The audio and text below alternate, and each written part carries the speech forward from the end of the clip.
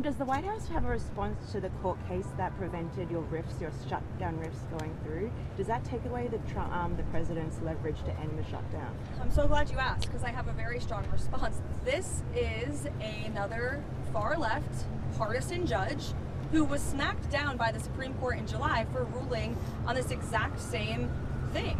In May, this judge tried to say that the President of the United States does not have the executive authority to hire and fire in the executive branch. Literally, nobody would ever try to make that argument except for someone who is extremely partisan.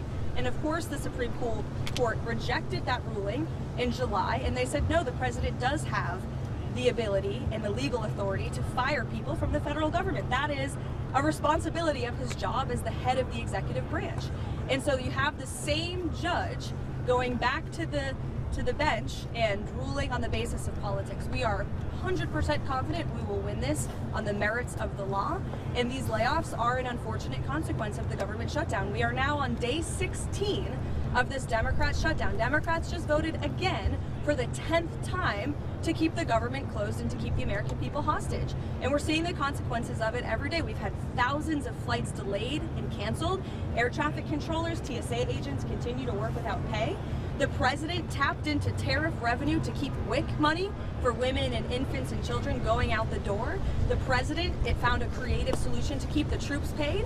And rather than congratulate the president for doing that, this unprecedented action to get our troops paid, the Democrats want to sue him for it. They're saying that it's illegal. This just shows they don't care about the people who are hurting. They are shutting down the government purely for partisan politics because they don't like Donald Trump.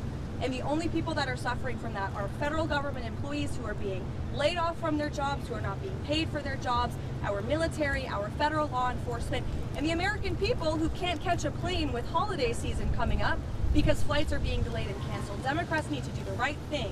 And I don't know if you guys caught the CNN town hall last night with AOC and Bernie Sanders, but I sure did.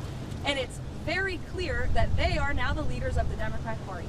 And the Democrats are in complete disarray. And we hope a few moderate Democrats with some common sense will step up to the plate and do the right thing to vote to open the federal government. Karoline,